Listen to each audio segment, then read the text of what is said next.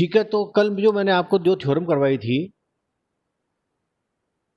है ना, उसके बाद एक और थ्योरम है,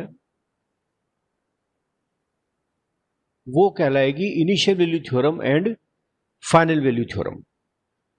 प्रारंभिक मान प्रमेय और अंतिम मान प्रमेय, ये दो बहुत इंपॉर्टेंट है एग्जामिनेशन के पॉइंट ऑफ व्यू से भी। ठीक है ना, तो इनिशियल वैल्यू थ्योरम और फाइनल वैल्यू थ्योरम, ये दिख रहा है तुमको आज तो कर्सर? सर। कर्सर दिख रहा है? Yes sir. ठीक है ना। तो देखिए क्या इसका स्टेटमेंट है इनिशियल वैल्यू थ्योरम का। इनिशियल वैल्यू थ्योरम स्टेटमेंट क्या है कि यदि फंक्शन एफ टी तथा उसका डेरिवेटिव एफ डैश टी, ये इसकी कंडीशन है बेसिकली, यदि फंक्शन एफ टी तथा उसका डेरिवेटिव एफ डैश टी दोनों का लाप्लास ट्रांसफॉर्म निकलता हो, तब इस थ्योरम के अनुसार क्या है। ये तो स्टेटमेंट है इसका, ये मैं भी एक्सप्लेन करूंगा। पहले मैं आपको ये मतलब बता दूं कि जितने भी फंक्शन है टाइम के, जरूरी नहीं है सबका लाप्लास ट्रांसफॉर्म निकलता हो। ठीक है, तो जिन फंक्शंस का लाप्लास ट्रांसफॉर्म निकलता हो और उसके डेरिवेटिव का भी निकलता हो, दोनों का लाप्लास ट्रांसफॉर्म निकलता हो, तब इस थ्योरम के अनुसार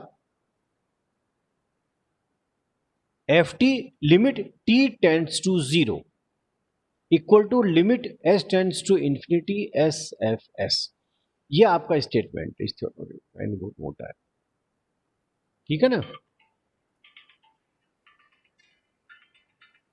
तो मैं आपको इसका मीनिंग बता देता हूं, व्हाट डज इट मीन। इसका मीनिंग यह है कि देखिए, कोई फंक्शन है टाइम का,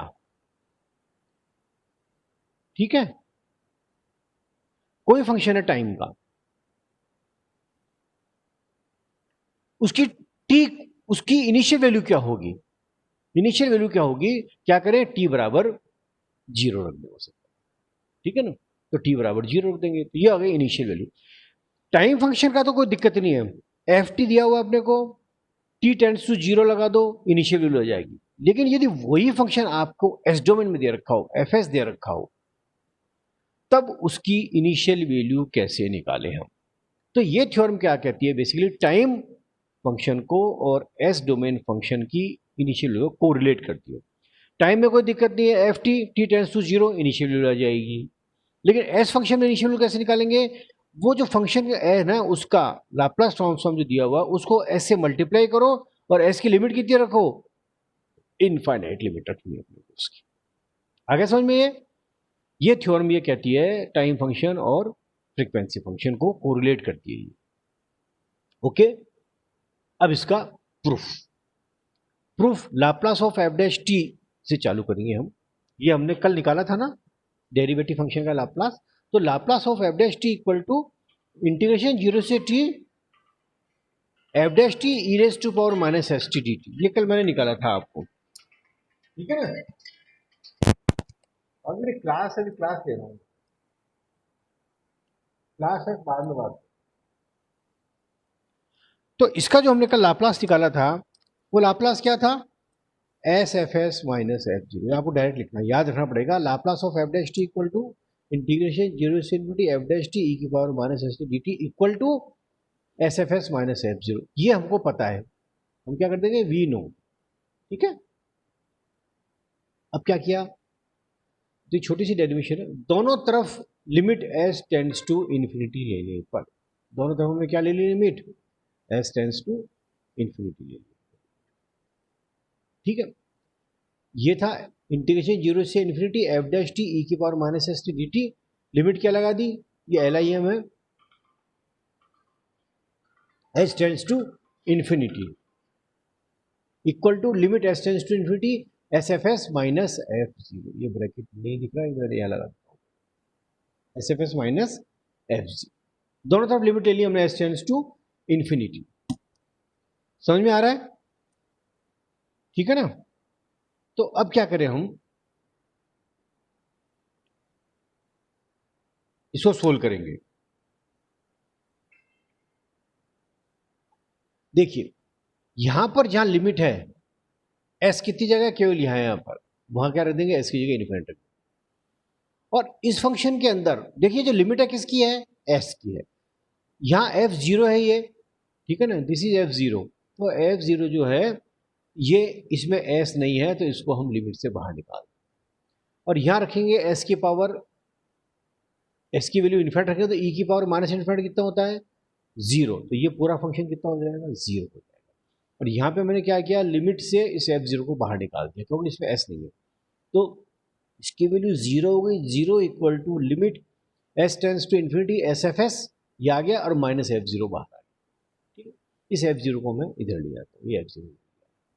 तो F zero equal to limit S tends to infinity S F S. Now F zero क्या लिख सकता हूँ मैं, एफ जीरो को मैं लिख सकता हूँ function F t at t equal to zero, ये मैं एफ जीरो लिख सकता हूँ।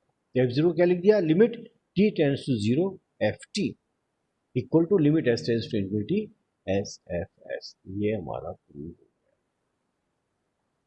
ठीक है, ये प्रूव, बिल्कुल सिंपल सा प्रूव है इसका। ठीक है, अब नेक्स्ट थ्योरम, ये इनिशियल वैल्यू थ्योरम हमने कर ली, अब हम करेंगे फाइनल वैल्यू। ठीक है, ये इनिशियल वैल्यू थ्योरम का स्टेटमेंट है, limit T tends to infinity F T equal to limit S tends to infinity S F S. ये इसका प्रूफ है छोटा सा। ठीक, अब इसी प्रकार से फाइनल वैल्यू थ्योरम। देखिए स्टेटमेंट तो जो है ना स्टार्टिंग का, वो तो दोनों का सेम है।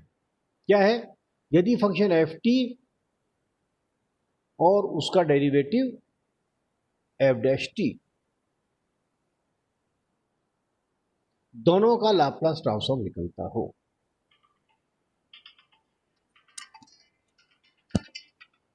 क्लास में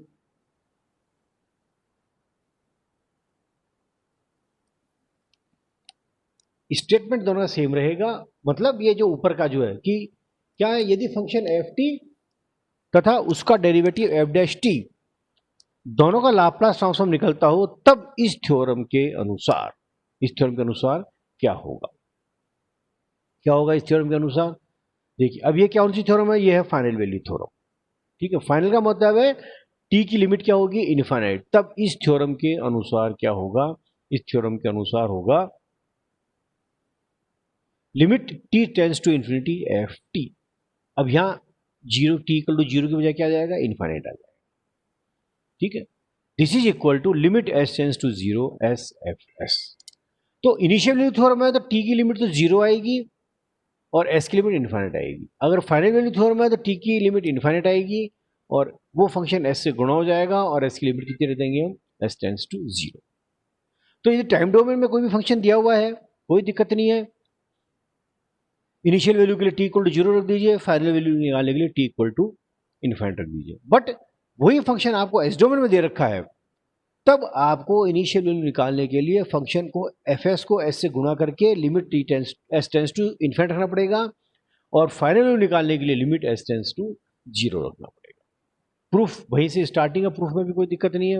we know that Laplace of F dash T equal to integration zero से इन्फिनिटी एफ डैश टी ई की power minus S T D T, this is equal to S F S minus F zero. ये हमने prove किया हुआ था, S F S minus F zero. अब prove S tends to zero करना है तो दोनों तरफ, दोनों मीन्स यहां और यहां दोनों तरफ लिमिट ले लूंगा एस टेंस टू जीरो, दोनों तरफ। ठीक है, तो एस की मैंने लिमिट ले ली दोनों तरफ, दोनों तरफ limit S tends to zero लेने पर। ठीक है, ये लिमिट ले ली मैंने दोनों तरफ। तो limit S tends to zero integration zero से इन्फिनिटी एफ डैश टी ई की power minus S T D T equal to limit S tends to zero S F S minus F zero. ये देखिए S F S minus F zero है ये, this is F zero. ठीक है, ये भी इसमें आ नहीं रहा है कर्सर पे। और अब देखिए, अब यहां क्या करेंगे, एस की वैल्यू जीरो करेंगे। एस कहां पर है, केवल यहां पर। तो ई की पावर जीरो कितना होता है, वन। तो केवल क्या बच जाएगा यहाँ पे, एफ डैश टी। तो इंटीग्रेशन जीरो से infinity F dash t D T equal to, अब देखिए यहाँ पे एफ जीरो है, इसमें एस नहीं है, तो वापस इसको लिमिट से बाहर निकाल। तो limit S tends to zero S F S minus F zero. अब कुछ स्टूडेंट्स मेरे को कहते हैं कि सर यहाँ तो एस की वैल्यू आपने यहाँ पे जीरो रख दी, ठीक है, यहाँ पे आप एस की वैल्यू जीरो क्यों नहीं रख देते? अगर जीरो रखेंगे तो ये पूरा जीरो हो जाएगा, तो प्रूव कैसे हो? बिल्कुल सही है आपका कहना, लेकिन मैं ये कह रहा हूँ आपको कि यहाँ पे केवल एस एक ही जगह था, तो इसकी वैल्यू हमेशा जीरो ही रहेगी। यहाँ पे भी एस है और यहाँ पे भी एस है, तो इस एफ एस की वैल्यू अपने को पता नहीं है क्या है। जब तक एफ एस की वैल्यू पता नहीं है, हम इस एस को नहीं काट सकते। हो सकता है एफ एस ऐसा हो जो नीचे एस हो, तो एस एस कट जाएगा, तो उसकी वैल्यू जीरो नहीं आएगी। ठीक है ना? तो आपको ये ध्यान रखना है, इसको जीरो नहीं रखना है।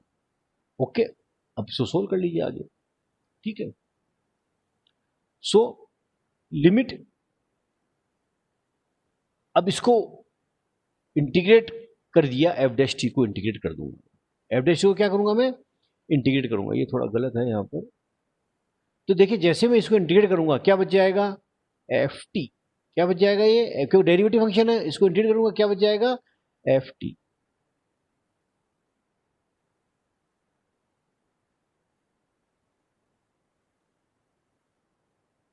ये ब्रैकेट क्या बच जाएगा? टी, और इसकी लिमिट जीरो से इनफाइनाइट, इसकी लिमिट हो जाएगी, तो हो जाएगा एफ टी लिमिट जीरो से इनफाइनाइट इक्वल टू, ये एज इट इज लिख दीजिए, limit S tends to zero S F S minus F zero. अब देखिए इसकी लिमिट रखूंगा मैं, पहले टी की जगह क्या रखूंगा? इनफाइनाइट, और फिर टी की जगह जीरो, तो ये हो जाएगा f infinite upper limit minus lower limit f zero equal to limit S tends to zero S F S. Okay, f zero से एफ जीरो कट गया, ये एफ जीरो से एफ जीरो कट गया, तो देखिए ये क्या था? एफ इनफाइनाइट था मेरे पास। What is F infinite? F infinite कैसे है? F T when T equal to infinite, तो एफ इनफाइनाइट को मैं क्या लिख सकता हूँ? Limit T tends to infinite F T, F infinite को ये लिख सकता हूँ equal to limit S tends to zero S F S. ये आपके प्रूव, ये प्रूव करना था हमको, तो this is known as the final value theorem. तो इनिशियल वैल्यू थ्योरम और final value theorem examination point of view से इंपॉर्टेंट है, तो आप ध्यान रखिए इसका। ठीक है, ये हो गया इनिशियल वैल्यू थ्योरम और फाइनल वैल्यू थ्योरम। ओके, अब ये इसका प्रूव हो गया, समझ में आ गया? तो दो थ्योरम मैंने आपको करवा दी, इनिशियल वैल्यू थ्योरम और फाइनल वैल्यू थ्योरम। ओके, अब एक तीसरी थ्योरम, थ्योरम का क्या नाम है? Complex differentiation theorem. थ्योरम का क्या नाम है? Complex differentiation theorem. This is the theorem name. Okay,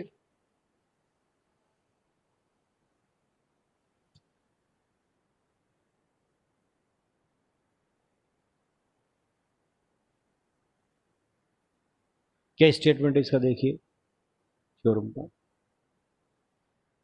यदि फंक्शन एफ टी का लाप्लास ट्रांसफॉर्म एफ एस है, तब इस थ्योरम के अनुसार function t into F T का Laplace transform minus D by D S F S होगा। यानी Laplace of t into F T equal to minus D by D S F S. इसको मैं आपको एक्सप्लेन कर देता हूं, जैसे कल हमने किया था shift in S domain theorem. ठीक है,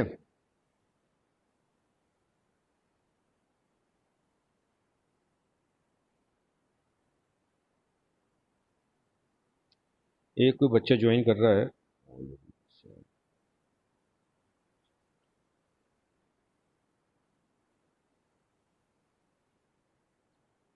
इसको मैं सेंड कर देता हूँ वापस link.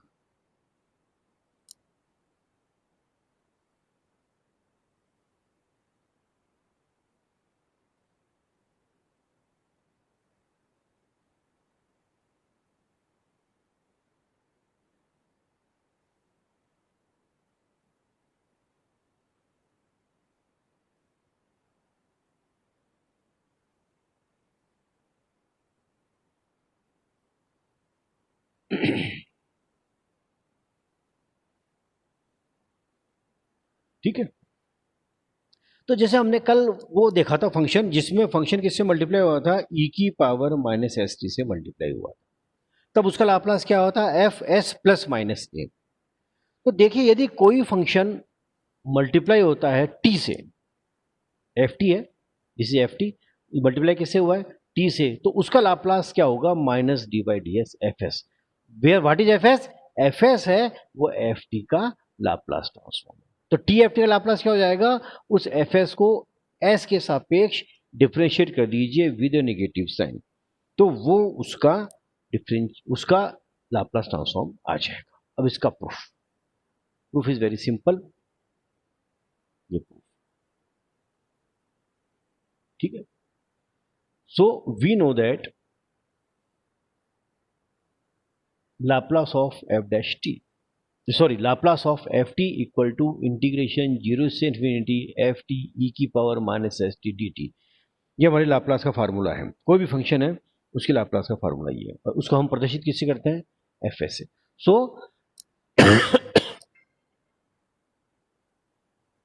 Laplace of F T equal to integration 0 से इन्फिनिटी एफ टी ई की power minus S T D T equal to F s.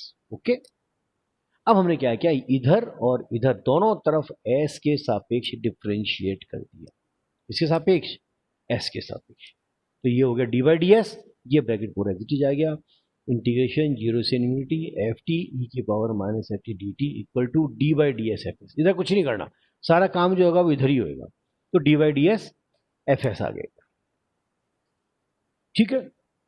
तो इसको मैंने इंटरचेंज कर दिया, इंटीग्रेशन 0 से infinity D by D S को अंदर ले लिया, और ये पूरा ब्रैकेट एग्जिट हो जाएगा, एफ टी ई की पावर माइनस एफ टी, और डी टी बाहर रहेगा क्योंकि इंटीग्रेशन बाहर है तो डी टी बाहर रहेगा। इस पूरे को मुझे एस के सापेक्ष डिफ्रेंशिएट करना है, ठीक है, ये एज इट इज रहेगा राइट साइड में। अब देखिए इधर हमको क्या करना है, डिफ्रेंशिएट करना है, ठीक है।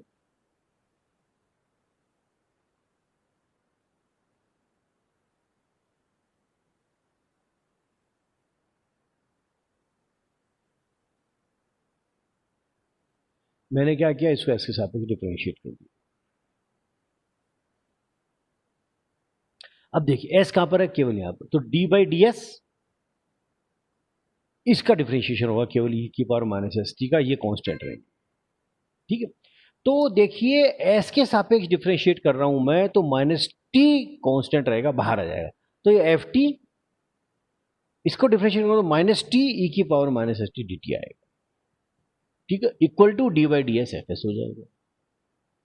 और इंटीग्रेशन 0 से इन्फिनिटी, दोनों तरफ माइनस से मल्टीप्लाई कर दिया तो यहां माइनस हो जाएगा और ये माइनस प्लस हो जाएगा, इसको ब्रैकेट में लिख दिया मैंने, ब्रैकेट में क्या लिख दिया, T F T, T F T, और ये ई की power minus S T D T बाहर रहेगा।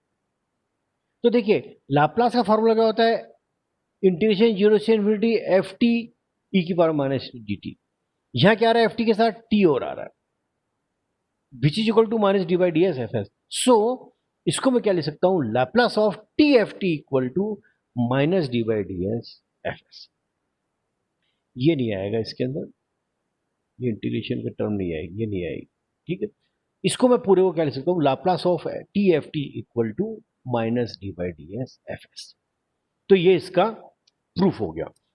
देखिए ये इंडिकेट करेगा कि जो मेरा फंक्शन है, यदि वो फंक्शन टी से मल्टीप्लाई हो रहा है,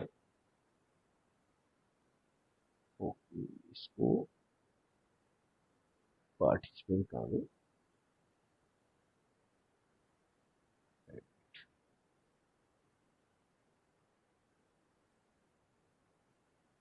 तनुज आ गए तुम क्लास में, तनुज आवाज आ रही है क्या, तनुज आवाज आ रही है, चलो आ तो गया तनुज, आवाज आ रही है तनुज, आ रही है,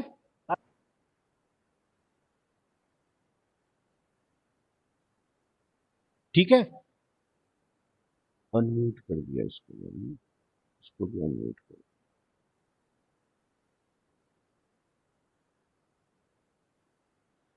ठीक है। तो इसका Laplace T into F T का लाप्लास होगा minus D by D S. हाँ बोलो लोकेश। लोकेश क्या कह रहे हो? नहीं सर, कुछ नहीं। तनुज जी ने अब ये कह रहा नहीं है। Sir, automatic. अच्छा नहीं, मैंने तो सबको अनम्यूट ही करके रखता हूँ, है ना, जिससे क्या है कि आप लोग बात कुछ भी पूछना चाहो तो पूछ सकते हो। तो ये मैं आपको रिकॉर्डिंग भी यूट्यूब पे डाल दूंगा। कल वाली तो ढंग से नहीं हो पाई रिकॉर्डिंग, आज वाली रिकॉर्डिंग सही रहेगी, बिल्कुल डाल दूंगा मैं। और इसको आप डेरिवेशन को खुद अपने हाथ से कर लीजिए, मैं बार बार कह रहा हूँ आप सभी को। तो उसके बाद आपको जो भी कोई दिक्कत हो तो आप मेरे से पूछ लेना, ठीक है ना। तो ये कॉम्प्लेक्स डिफरेंशिएशन थ्योरम और एक कॉम्प्लेक्स इंटीग्रेशन थ्योरम जो आती है, ठीक है। तो इसकी डेरिवेशन आने की संभावना ज़्यादा रहती है, इंटीग्रेशन की थोड़ी कम रहती है, क्योंकि थोड़ा टफ पड़ जाता है वो। टफ क्या है तो खैर नहीं पड़ता, आप लोगों को क्या है कि इंटीग्रेशन देख के थोड़ा सा डर लगता है, ऐसा मैंने फील किया इतने टाइम से मैं पढ़ा रहा हूँ इस सब्जेक्ट को। तो ये कॉम्प्लेक्स डिफरेंशियल थ्योरम है, इनिशियल वैल्यू थ्योरम है, फाइनल वैल्यू थ्योरम है, बहुत आसान थ्योरम है ये। आपको एक बेसिक कॉन्सेप्ट लेके चलना है डेरिवेशन का, उसको आप कर लीजिए और एक दो बार घर पे समझ के और फिर इसको एक दो बार प्रैक्टिस कर लीजिए, तो ये आपके आसानी से आपके ये हो जाएगा, ठीक है ना। तो मैं आज